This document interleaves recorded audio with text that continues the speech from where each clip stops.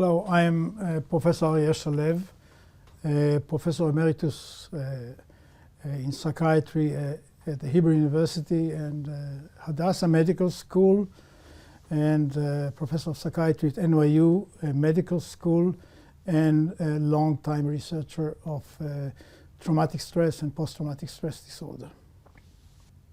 My lecture today concerns psychological reactions to the Holocaust, during the Holocaust and afterwards.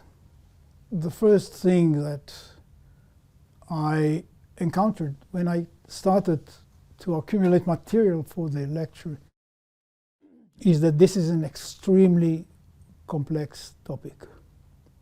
People are different, trauma exposure is different, reactions are extremely different, theories are different, empirical data reports contradictory findings. And ultimately, I think that the complexity is inherent to the situation of mass trauma, of trauma such as the one of the Holocaust. And perhaps this is the first take-home lesson. When you see a survivor, it is always a complex case. It is never just medical, just psychological. It has social, familial, and other aspects, and you cannot encompass the pathology or the experience using unidimensional theory. They're always complex, and the next who comes to your room see it as a complex and relate to it as such. I would like to start by a case study or a case description that will get us closer to the core of the issue.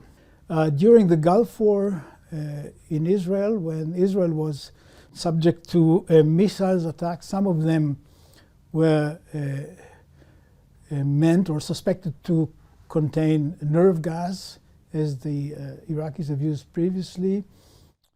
I was a psychiatrist at Hadassah. I was called to the Department of Surgery to see a patient who was in deep distress. I find a well-integrated elderly who is there. And what struck me first is that the department was divided in the middle by a plastic wall that separated areas that they were protected from gas from areas that were not. And he eventually was in the non-protected area. So my first instinct was, well, maybe he's afraid because he's going to be exposed to gas. And asked him whether he wanted to be transferred to the part of the department that was at that time protected. And he looks at me and has this sardonic smile and says, "You don't understand anything, young man." As soon as I close my eyes, I see piles of bodies. I see piles of bodies. I hear screams. I always hear screams. And you know what? Evil has won. For 40 years, I believed that we survived. I believed that we won over evil. Evil is winning now. There's nothing to do. We are in a world of evil. Go tell everyone, we lost. He was obviously a Holocaust survivor, and you wonder what it is. It raises many questions and issues. Is that a PTSD patient, post-traumatic stress disorder patient? It doesn't have a record of being such. Is that a dissociative experience? Perhaps. Is he psychotic? We don't know. The lesson here is not so much about this individual, but about the nature of traumatic memories. Traumatic memories are not really recollections. They are total re-experiencing. When you fall into a traumatic memory, you fall into the whole situation. You are there. There's no time boundary, there's no space boundary, there's no distinct emotion. You're just into it. They conquer you. And in that regard, traumatic memories, the intrusive memories we talk about in definition, they're very different from simple recall in that, in their totality, in their dominance of your life. External reality is much less important than traumatic memories. You can live 40 years in a safe environment, but you still experience the environment as threatening. Those are traumatic memories. First thing to know about trauma and the way in which entire experiences are etched into a survivor's brain and mind. Let me then go a little bit into the facts. We think that we know what was the trauma of the Holocaust. Obviously, it was trauma, it was Holocaust, yeah. Well, maybe we should look at in a bit more details. First, the magnitude, the amplitude, you know, the Nazi enterprise of killing, decimating the Jewish people was quite successful. If you look at countries that were conquered by the Nazis, then only 11% of the Jewish population survived.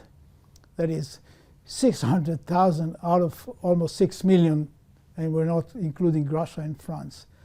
In Poland, 2% of the Jewish population survived the Holocaust. This is 45,000 out of 3 million. Extremely successful, but also it was an extreme position towards the victim by the perpetrators. They were Untermensch. They were not worthy of life. And they were treated as such in large number and in astounding speed. If you look at the killing centers, like the ones that followed Operation Reinhardt in Poland mainly, 1.5 million Jews were basically died in the Sobibor and Treblinka, and fewer than 500 survives. This is a massive operation. In other camps, killing camps, Chlemno, very few survived. In Auschwitz-Birkenau, more witnesses, potential witnesses survived, because they had also labor camps and etc. Also true is that the experience of the Holocaust is not an experience. It is a collection of very different experiences. Some people were in ghettos, others was in hiding, some joined the partisan, others were in labor camps, others, and few have remained, went to the concentration camps. Many, 1.3 million, were killed in Russia, either by shooting, think Babi Yar and others, or by gas in small lorries. So very different experiences. I believe that, however they are, there are many common dimensions or common elements of all these different experiences, which made them, after all, very similar. Let's think about it. Let's think about it in proportion to what we usually call trauma. What was there? Humiliation, dehumanization, degradation, clothes, famine, starvation, separation, forced relocation, slavery work, exposure to evil, to cruelness, beating, and I could go on, and total discontrol of your life. Each of these elements is a massive trauma in and of itself. And add to that upon liberation, people describe another trauma, realizing that yes, the family didn't exist and nobody existed. So internally, processes related to that, we lose, or people were meant to lose, their identity, their self-respect, their humanity, control of their life. They were enslaved. the distance between life and death was 0. So that the total is a complete destruction of any dimension, physical, psychological, interpersonal, and spiritual of the man. And this is what got the title to the Holocaust experience of massive psychic trauma, coined by Henry Christel. Massive psychic trauma, what does it mean? It has no degree. Whether each component is enough to be totally traumatizing. There are no degrees. It's multi-domain. It could be loss and grief and fear of death and humiliation. It is always multi-domain trauma. You don't need to have had any antecedents. You could be healthy. It doesn't matter who you were before. The assault is both physical, psychological, and spiritual. So in Holocaust survivor, we really don't need to know who they were before, or whether the fact that they develop symptoms is related to some predisposition, genetic or other. Completely irrelevant with psychology. This is above the dose that requires prior vulnerability. And if you look at studies comparing survivors of different conditions, such as concentration camps relative to hiding, you find the exact same amount of symptoms even 30 years later. There's no difference. This is a mass trauma. So mass trauma raises questions. I want to relate to 3 questions. First, how do you survive if you survive? What do you do? What people did to survive the situation of trauma? How do you then recover and continue, if you recover and continue? How do people do that? Because many did. The majority of survivors had a normal life. And the third question is, what are the relevant dimensions of the response? Are they medical? Are they interpersonal, such as loneliness or alienation? Or are they spiritual, such as doubt, that the world is just? What is the relevant dimension for that person at that particular time? Mass trauma arises all these questions. So first, let me relate to the how do you survive question. How do you survive? How did people survive? We only have few early narratives, but I think that they're compelling. They tell all the truth. First is a man by Antoni Kapinski, who described the concentration camp syndrome and what survivor did. And he says, for the prisoner had to anesthetize himself for everything that was going around her or him, to withdraw and become indifferent. The defensive anesthesia, what he calls it, had been connected with the term concentration camp autism. You had two different. And the other, which is even more compelling, prisoner had to find in the hell of the camp his or her angel, a person or a group of people who still approached him or her in a human way, allowing for saving remnants of the formal world.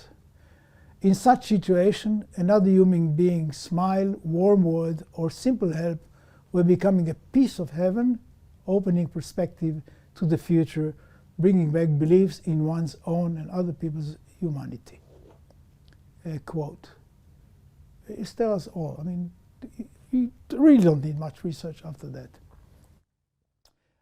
Kapinski also uses a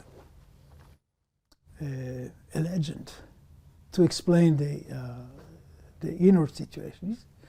And here it is. Old fortresses used to have 2 stories. Above the lower castle, there was always a higher castle on solid rock. When the lower castle was conquered, the higher castle could be defended for long. And he says, we too, confronted with evil abuse, had to find ourselves in a higher castle, the base never to be destroyed, and cling to it in our might, never losing the grasp. We could never allow ourselves to doubt or fall in prostration. We had to hide in the most distant corner of our soul and remain there as a stone in the soul. Let them blow me up. There was our salvation. That is double existence. I'm there externally, I adapt, I obey, but I'm keeping within myself that internal fortress. It appears, however, that upon liberation, opening up the inner castle was as difficult as defending it. And many survivors, and this is really a good description of who they were. They had their inner nucleus of trauma, terrible memories, extreme traumatization, and an external space with which they dealt with the world. They could survive, they could live, they could work, they could raise families, and inside there was this completely disconnected, or sometimes bursting out, the inner fortress, the inner experience, not to be talked about for many years. Henry Crystal, another eminent researcher of the Holocaust and survivor himself, was asked what were the coping mechanisms that people used. And he says in an interview that is available on the net, first, the capacity to retain a kind of infantile faith that things will work out. That's right, infantile faith. Second is the capacity sometimes to regress. I would sometimes be talking to my mother, especially in Auschwitz, inner fortress. The ability to maintain little nucleus of hope, the ability to receive help and help others, relate to others, not to become insulated. If you became insulated, you died. But wise man, he reflects and he says, but you know, to understand those who survive, in trying to understand what made the person survive, I still think that it was mostly accidental, mostly chance, not so much what they did. Another theorist, Viktor Frankl, emphasized the role of meaning, finding meaning in the Holocaust. Life is never made unbearable by circumstances, so he says, but only by lack of meaning and purpose. I'm not sure that every Holocaust or every prisoner in camp had that largesse of finding meaning. And indeed, Sidney Bolkowski, an unknown person, but a person who interviewed tens of Holocaust survivors in very long interviews, simply put the simplicity of meaning in a proportion. Said that many people speak of a will to life, but if you ask others, others will tell you that they didn't want to live. They wished to die, particularly after being separated from family. They didn't want to live. Some people were apathetic and indifferent, no will, nothing on, curbing. Others were floating about reality and becoming so small that, or even invisible, as if no SS man could see me in Auschwitz. So I think that, have we spoken about complexity? Looking for a survival prototype is futile, and that's what he says. So we know and we don't know how people survived. When we see a person who just has been traumatized, and that person doesn't want to share, that is that person's prerogative, or that person hates us, all the different reactions.